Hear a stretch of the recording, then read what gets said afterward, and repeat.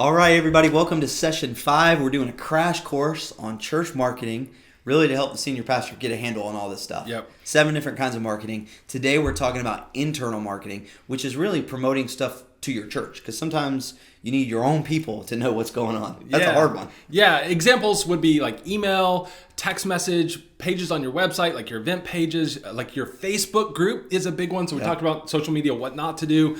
Having a Facebook group for your church family is a great one of what to do, where those announcements do go.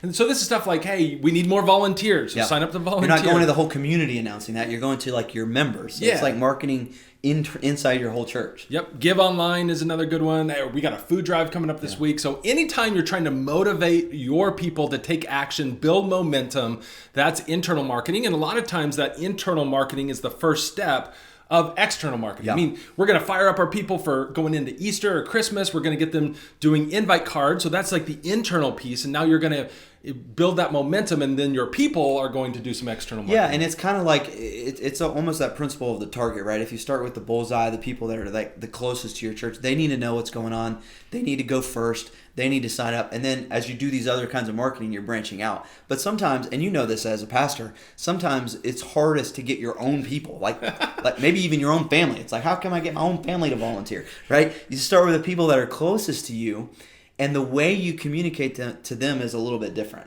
right? Sometimes you don't have to be as nice, right? You can a little bit more direct. It's like, no, you're going to do it. And so we want to talk about in this session, how do we get our own people to do stuff and follow through and take action? Yeah, I'm laughing because Facebook events is what come into mind. And like so many churches like create an event for Christmas. Yeah. Like, why is the worship pastor not going on our Facebook event? Like, well, I'm going to be there. Well, say that you're going, right? It's like that. You got to get that critical mass happening internally before it makes sense externally there for your community. And with the way marketing works, it is great when your people are motivated, when they're fired up, when they're passionate about it. It really unlocks so much externally in your community. A lot of that we talk about social proof. We probably don't have time to talk about that in this episode. But the idea of when your community sees that something cool is happening. It's like looking at a product on Amazon that has 500 reviews versus 2 reviews. But in this episode, let's focus on how do you get your people there? How do you get people to take action? Because in some senses, that is an art. Where do you want them to sign up or show up or give or do a thing or show up at a place? How do we get them to do that? So this episode is a little different. We're going to give you like a bunch of tips, like to kind of motivate your own people who theoretically know you and trust you already. And so how do you get them to take that step, take that action? So the first thing I think is really important. You talked about this a lot, is really starting with the why. It's like, we're not just telling you what to do, but why are you doing it? And that's really key. And a lot of pastors, you understand the why, and so sometimes we skip this step with our people, and it's a big mistake. So like, we understand why getting kids to kids camp is important. So our announcement is just simply, hey, kids camp is coming up in June. Here are the dates. Here's where you sign up. And like, there's a major miss there where we need to say stop and ask the question, why should a parent care to sign their kids up for kids camp? And I think as a general practice, when you're going to announce something or motivate people to take action, ask why 2 or 3 times. So why should people care to sign their kids up for kids camp? Yeah, Well, it's funny because it's like why shouldn't they care? It has nothing to do with the date and the time and the cost and everything to do. It's like, hey, your kids need relationships with other Christian kids. Wouldn't that be great? Yep. Wouldn't it be great if your kids could spend a week like tuning out all the distractions, developing some relationships with other kids and adults who will actually love them and guide them through their childhood years? Now all of a sudden as a parent, I'm like, well, I want my kids to have that. And that's the why. Yeah, and think about this in terms of movies, movie theaters, like movie trailers. A movie trailer doesn't come on and just start with like July 5th, right? And at these theater locations, on these theater times, and then at the very end, maybe they give you a couple, like 1 second of action scenes. No, it's 98% action scene, car chase. They're going to build excitement, and then maybe at the very end, they'll put a hashtag because they understand this. Yeah. If they get you inspired, if they get you interested, if they communicate why you should care to come to this movie, guess what you're going to do? You're going to go figure out what theaters that's at, what time that's at. You can get the information if you have the inspiration. Unfortunately, a lot of churches just lead with the information, leave out the inspiration, and nobody cares. Nobody's going to go to that because you haven't inspired them first. The other thing I would say on the inspiration piece, and I love that, inspiration before information. That's a really good principle. Plus, it rhymes. I love that. Right? But the other thing is sometimes the inspiration, it almost seems a little selfish, right? That you have to, and if you like have a marketing background, like we have a little bit of a marketing background, we know we have to answer the question of what's in it for them. Well, in church, we sometimes do that. We just assume, well, because the Bible says so, or because they're going to do it. So, like, what's in it for the parent when they sign their kids up? Even as we promote a Bible study, it's like, what's in it for them? And the answer to that may be like, this is going to help you grow in your faith. Yeah. That's what's in it for them. I mean, it can still be a big concept or a spiritual thing, but we have to answer those questions, and that goes along with the why, is why should they do it, and what are they going to get out of it? I think you can even do it with giving. You know, it's why give to our church? Well, what are they going to get? Well, they're not getting anything. They're giving. They are getting something. And we need to answer those questions. Yep, absolutely.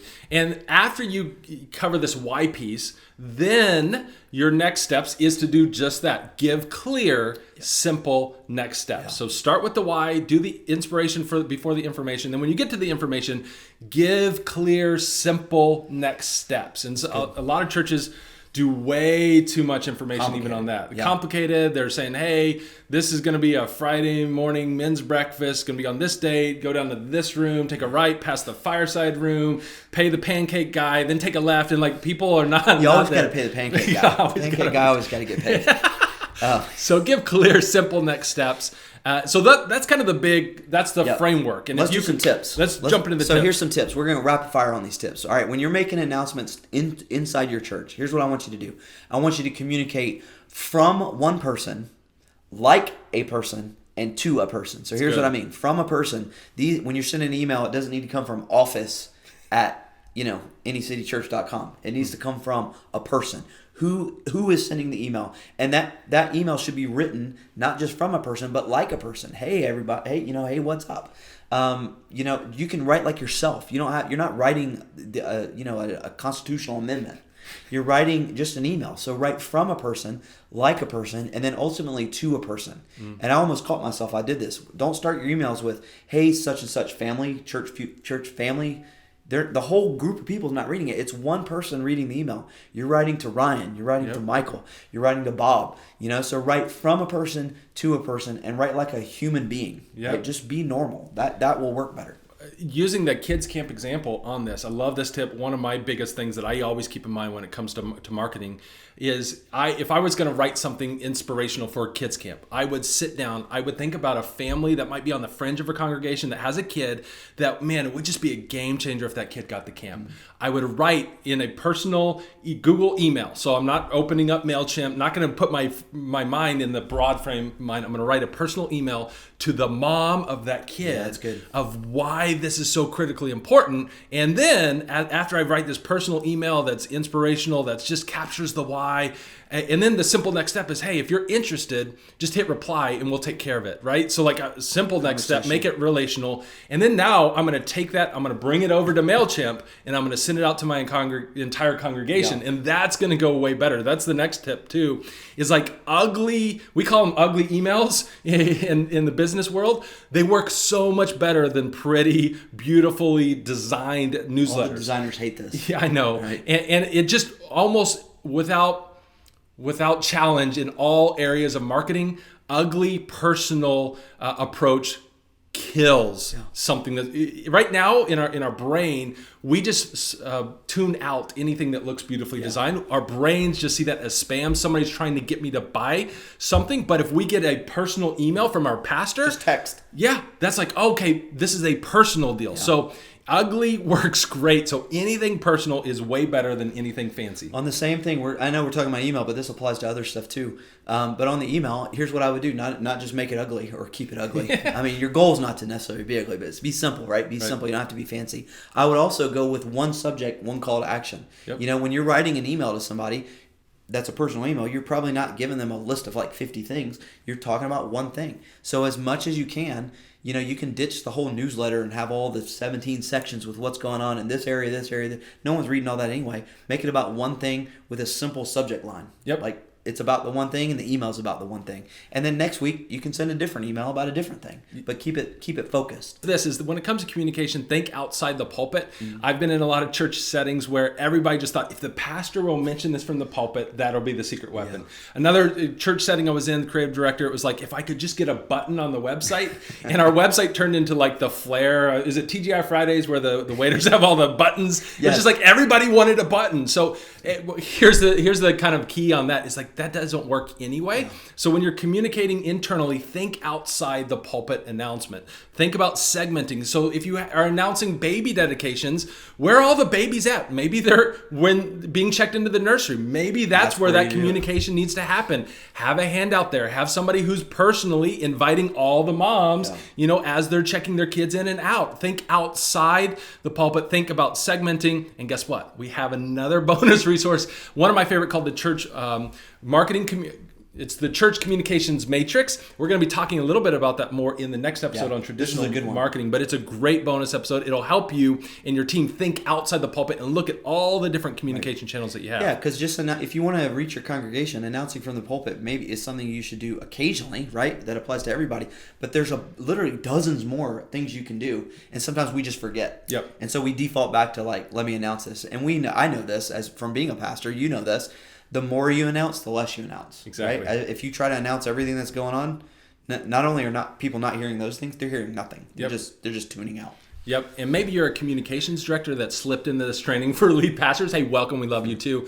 One of the things that I did is I created a top 10 list that I could give to other ministry department leaders. Good. Hey, here are 10 other ways you can promote your event that isn't getting reliant on the pastor mentioning you from the stage. That'd be a good one for the pastor to make sure you have that. It's like, stop asking me to announce everything. Right. Here's 10 ideas. So a last tip here. You want to take this one? Well, no, you do it. Okay. I like it. Okay. This one is to find one place where all the communication is definitely going to live and commit to keeping that current. For most churches, that's your church website. So if you're going to talk about anything, anywhere in the life of the church, everybody in your team, everybody in your congregation, everybody in your core, all your volunteers know, man, if I heard anything whatsoever, I know it's going to be on the website. I think that's just being the single source of truth, right? Just put it on the website. It can go from there to other places if you want, but make sure that thing is right. I mean, and that way you create that culture for your church to know what's going on. I go to the website. If it's not the website, it could be somewhere else, but it probably should be the website. Yeah, that's a simple place. And again, make sure it's up to date. So that could be your simple action step from this episode is go take a peek at your website.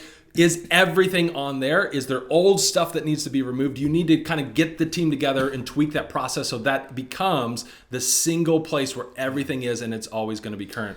In the next session, we're going to talk, actually, the next one's one of my favorite. We're going to talk about these traditional kind of old school, like, people still do that kind of stuff that really can work. So we're going to talk about that in the next one. That'll be fun. Love it. We'll see you guys in that episode.